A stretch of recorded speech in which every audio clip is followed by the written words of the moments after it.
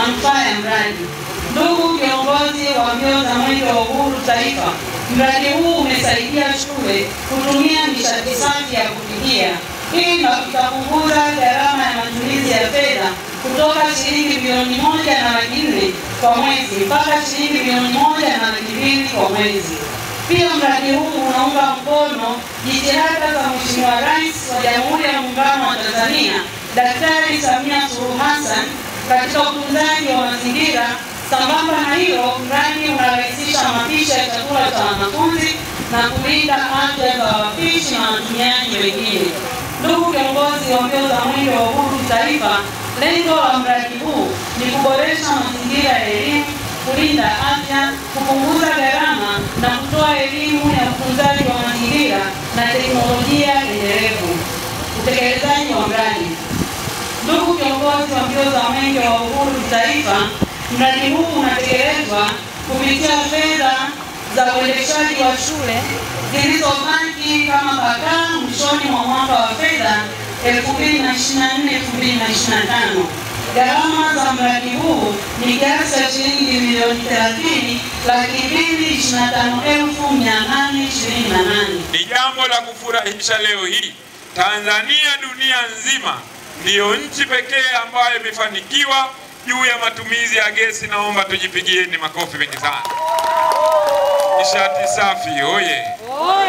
Na nasema hivyo nikiwa na ushuhuda wa kutosha, ndugu zangu, kwamba Mheshimiwa Rais baada ya kuja na kampeni hili, miongoni mwa maagizo na maelekezo aliyotoa ni kuhakikisha wakurugenzi wote nchini, wakuu wa wilaya wote nchini, wakuu wa mikoa wote waliopo Tanzania wahakikishe wanaenda kutoa hamasa hiyo katika mikoa yao na wilaya na halmashauri ambazo wanasimamia.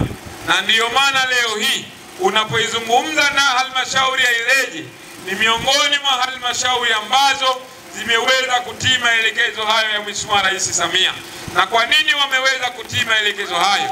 Kwa sababu taarifa ambayo amesoma mwalimu wangu pale imeonyesha jinsi gani kwamba shule hii pamoja na maeneo mengine tayari halmashauri imeshaweza kutoa hamasa hiyo.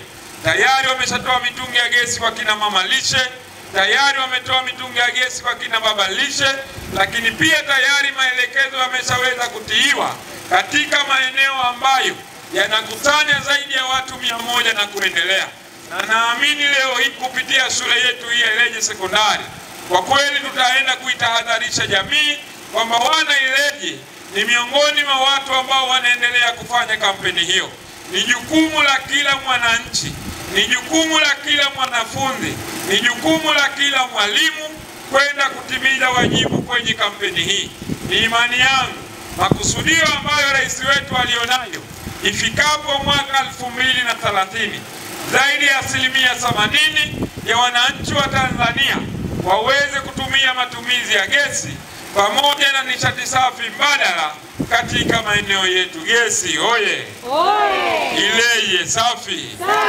Jambo la mwisho ambalo nahitaji kuambia ndugu zangu walimu na wanafunzi, niwaombe kwa heshima ya kipekee tuendelee kuunga mkono jitihada hizi za serikali, lakini pia tuendeleze hamasa hii hadi majumbani kwetu ambapo tutakuwa tunarudi.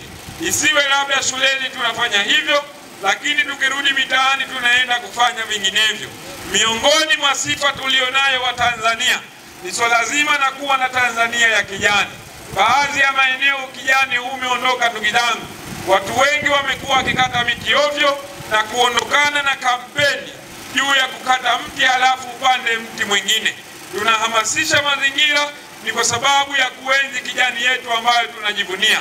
Wageni wengi wanakuja Tanzania ni kwa sababu ya hali nzuri ya hewa tulionayo ambayo tunaipata ndani ya miti yetu. Ni jukumu la kila mwananchi kulinda mazingira na kwenda kutumia matumizi ya gesi ndani ya maeneo yetu na ndani ya wilaya yetu hii ya Ileje.